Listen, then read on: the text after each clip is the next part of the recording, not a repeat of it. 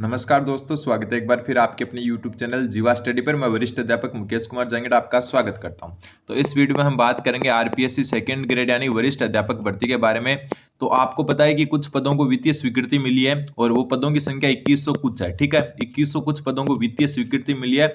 उसके बाद में जो आपके मन में कुछ डाउट आ रहे हैं वो मैं आपको थोड़ा सा क्लियर कर देते हैं। सबसे पहले जो आपके डाउट ये आ रहे होंगे कि इसका एग्जाम कब तक होगा। ठीक है, एग्जाम तो अलग बात है, पहली बात नोटिफिकेशन कब तक आ सकता है। ये सारे डाउट आपके इस वीडियो में क्लियर हो जाएंगे। और अगर आपके मन में डाउट है सेकंड ग्रेड से रिलेटेड तो आप कमेंट जरूर कर देना। सबसे पहले पद कितने बढ़ेंगे वो भी बात करेंगे इसमें। देखो 2100 कुछ पदों पर जो क्या है सेकंड ग्रेड जो है आपकी वरिष्ठ अध्यापक भर्ती को जो है वित्तीय स्वीकृति मिली है।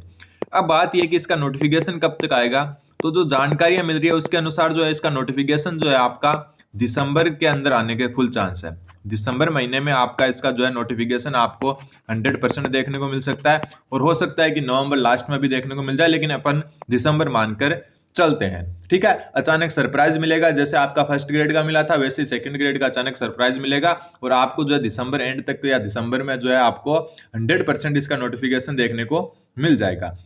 एक बात मैं आपको क्लियर कर देता हूं कि मैंने जो है आज से जो है 7-8 महीने पहले भी वीडियो बनाए, उसमें भी मैंने एक ही बात बताई थी कि सबसे पहले फर्स्ट ग्रेड होगी, फिर सेकंड ग्रेड होगी और फिर थर्ड ग्रेड होगी। उसका नंबर सबसे लास्ट में आएगा थर्ड ग्रेड का, और पात्रता जरूर हो सकती है। ये बात मैंने हमेशा बताई है और आज भी यही बता रहा हूं। सबसे पहले फर्स्ट ग्रेड होगी, फिर सेकंड ग्रेड होगी, इनके बीच में पात्रता हो जाएगी रीट की, वो तो सबको पता है, लेकिन थर्ड ग्रेड भर्ती में बहुत टाइम लगेगा अभी। ठीक है, तो कुल मिला के जो है आपको ध्यान रखना है दिसंबर जो है इसमें 100% आपका नोटिफिकेशन जारी हो जाएगा। और बात करते हैं एग्जाम की, तो एग्जाम जो है ना आपका जब भी आपका जो है, वैसे तो देखो आरपीएससी कैलेंडर जारी करने वाला है, 10-15 दिनों के अंदर अंदर कैलेंडर जारी हो जाएगा। उस कैलेंडर में आप देख सकते हो कि कब आपके जो है एग्जाम डेट आती है, लेकिन एक संभावित मैं आपको बता देता हूं कि जो आपकी फर्स्ट ग्रेड है ना, फर्स्ट ग्रेड उसका एग्जाम आपका लगभग हो सकता है सितंबर अक्टूबर में हो। कब हो सकता है? सितंबर अक्टूबर में, एक अनुमान है। हो सकता है ये एक और जगह बनती है, वो आपकी बनती है यहाँ पर जून जुलाई। ठीक है, 2 जगह बनती है, इनमें से किसी एक में जो है आपका एग्जाम हो सकता है, या तो हो सकता है सितंबर अक्टूबर में या हो सकता है जून जुलाई में। और इसी के लगभग जो है 1.5 से 2 महीने बाद आपको जो है सेकंड ग्रेड का पेपर देखने को मिल सकता है। ठीक है, अगर ये सितंबर अक्टूबर में होता है तो आप ये मान के चलो नवंबर या दिसंबर में आपका सेकंड ग्रेड का पेपर हो सकता है। ठीक है, अगर ये जून जुलाई में हो जाता है तो वो ये सितंबर अक्टूबर में फिर आपको सेकंड ग्रेड का पेपर देखने को मिल सकता है। तो ये दो जो है सबसे मेन कंडीशन बन रही है कि सितंबर अक्टूबर में अगर फर्स्ट ग्रेड होती है तो आपको नवंबर दिसंबर में जो है सेकंड ग्रेड मिलेगी। अगर जून जुलाई में फर्स्ट ग्रेड होती है तो आपको जो है सितंबर अक्टूबर में जो है सेकंड ग्रेड देखने को मिलेगी। ठीक है, तो फर्स्ट ग्रेड के एग्जाम पर डिपेंड करता है। और वैसे भी जो है आरपीएससी का कैलेंडर जल्द ही जारी होने वाला है, जिसमें आपको सभी सवालों के जवाब मिल जाएगा। मेरे हिसाब से इससे जल्दी एग्जाम नहीं हो सकता जो है सेकंड ग्रेड का सितंबर से पहले। ठीक है, अब जो है बात करते हैं पदों की संख्या की, तो 2100 पद है। ठीक है, और सबसे ज्यादा पद आने वाले मैथ सब्जेक्ट से, ध्यान रखना। लेकिन मैथ से सबसे ज्यादा पद आने के बावजूद भी यहाँ पर बैकलॉग के पद ज्यादा देखने को मिलेंगे। ठीक है, बैकलॉग के पद जो है वो ज्यादा देखने को मिलेंगे, क्योंकि पिछली बार एससी एसटी की बहुत सारी सीटें खाली चली गई थी और इसकी वजह से जो है बैकलॉग पद जो है मैथ में अच्छे खासे देखने को मिलेंगे। अब जो है एक बात ये सब दो यहाँ से 2100 पद से दो चीजें आपके समझ में आएगी। पहला, तो क्या इतने कम पद पर सिलेक्शन लिया जा सकता है? क्या इतने कम पद पर सिलेक्शन लिया जा सकता है? और दूसरी जो आपकी बात समझ में आएगी वो आएगी क्या पद बढ़ेंगे, क्या पद बढ़ेंगे। इन दोनों पर भी चर्चा थोड़ी सी कर लेते हैं। सबसे पहली बात तो देखो हर कोई बोल रहा है कि डीपीसी के बाद में पद बढ़ जाएंगे, डीपीसी के बाद में पद बढ़ जाएंगे। तो देखो मेरा जो मानना है, पर्सनल व्यू है, आपको अच्छा भी लग सकता है और नहीं भी लग सकता। पद बढ़ने के चांस भी उतनी है जितने नहीं बढ़ने के। कारण मैं बता देता हूं कि देखो डीपीसी की प्रक्रिया वैसे इतना इफेक्ट नहीं करती जितना हल्ला किया जा रहा है। क्यों? क्योंकि देखो 33,000 पद खाली हैं। ठीक है, और सेकंड ग्रेड और फर्स्ट ग्रेड में होता क्या है कि जो है आपके पद, मान लो कि सेकंड ग्रेड में एक एग्जांपल लेते हैं कि मैथ से आपको बोल दिया कि 400 पद आ रहे हैं मैथ में। ठीक है, एक एग्जांपल ले रहे हैं, 400 आ नहीं रहे। ठीक है, मान लो 400 पद आ रहे हैं मैथ में, चल डीपीसी हुई है नहीं हुई है, 400 पद के बाद में आपका एग्जाम होगा, आपके जो है रिजल्ट आएगा, आपके फिर जो है मंडल आवंटन होंगे। और मंडल आवंटन के समय यह निर्धारित किया जाता है कि किस जो है जिले में या किस मंडल में कितनी सीटें हैं।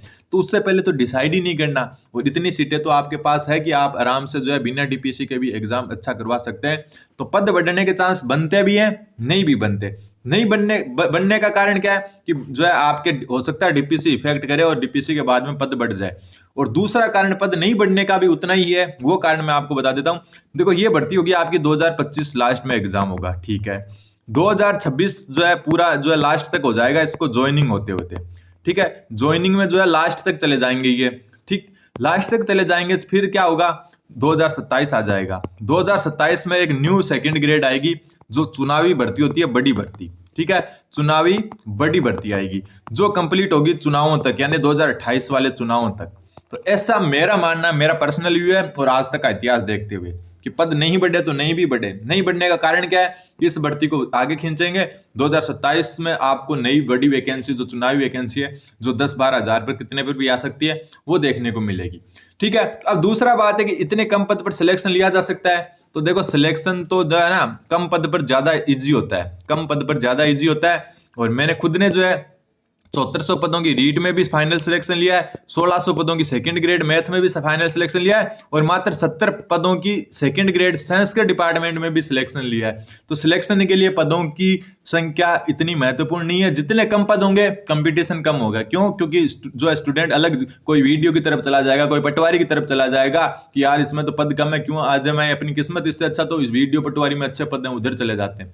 तो इसलिए जो है आप थोड़ा सा ध्यान रखें कि जो है पदों की संख्या सिलेक्शन में बाधा नहीं बन सकती अगर आप अच्छे से तैयारी कर रहे हो तो, ठीक है। तो आपको पदों की संख्या देखकर ये नहीं सोचना है कि यार इतने कम पद में सिलेक्शन होगा या नहीं होगा। सिलेक्शन आप कितने भी पदों में ले सकते हो, ठीक है। और जितने कम पद उतने कंपटीशन कम, ये ध्यान रखना। फॉर्म भरने की संख्या से कुछ नहीं होता। अभी जो है पिछली बार 1,22,000 फॉर्म फिल हुए थे सेकंड ग्रेड मैथ के, और पास कितने हुए? 900 स्टूडेंट। मतलब 40%, सिर्फ 900 स्टूडेंट, 1,22,000 फॉर्म फिल होके भी सिर्फ 900 स्टूडेंट 40% पार कर सके। तो पदों की संख्या मैटर ही नहीं करती, आपको तैयारी करनी है और एकदम अच्छे से तैयारी करनी है। टारगेट एक ही बना के रखें, इधर उधर नहीं भागना है आपको। तो कुल मिला के मैंने आपको बता दिया क्या क्या संभावनाएं बन रही है, ठीक है। और एग्जाम की डेट भी मैं लगभग बता चुका कि सितंबर अक्टूबर अगर फर्स्ट ग्रेड हो जाता है तो नवंबर दिसंबर में सेकंड ग्रेड होगा, जून जुलाई में फर्स्ट ग्रेड हो जाता है तो सितंबर अक्टूबर में जो है आपका सेकंड ग्रेड होगा। और जो है आरपीएससी वैसे भी कैलेंडर जो है जारी कर देंगी, उसके हिसाब से आपको क्लियर हो जाएगा जो है कुछ ही दिनों में। और एक ध्यान रखना, आपको मैं ऊपर एक बात और बता चुका कि सबसे पहले फर्स्ट ग्रेड होगी, फिर सेकंड ग्रेड, और फिर जो है रीट का नंबर आएगा। रीट मतलब पात्रता तो पहले हो जाएगी, तो थर्ड ग्रेड एग्जाम होता है उसका नंबर थोड़ा सा टाइम में लेगा। तो कुल मिला के दिसंबर तक आपको विज्ञप्ति देखने को मिल जाएगी। पद बढ़ना नहीं बढ़ना 50-50% है, ठीक है। क्यों नहीं बढ़ेंगे वो मैं बता चुका, बढ़ने के क्या चांस बनते हैं वो भी मैं आपको बता चुका। और कम पदों में भी सिलेक्शन आराम से ले सकते हो। एक बात और बता दूं, मैथ की सीटें सबसे ज्यादा आने वाली है, क्योंकि मैथ में पिछली बार भी खाली रह गई थी। लेकिन मेन प्रॉब्लम आएगी बैकलॉग में, ठीक है। बैकलॉग के कारण जो है ना SC/ST को बहुत फायदा होने वाला है। ये मान के चलो SC/ST के जो है ना मैथ और साइंस दोनों में मजे हैं।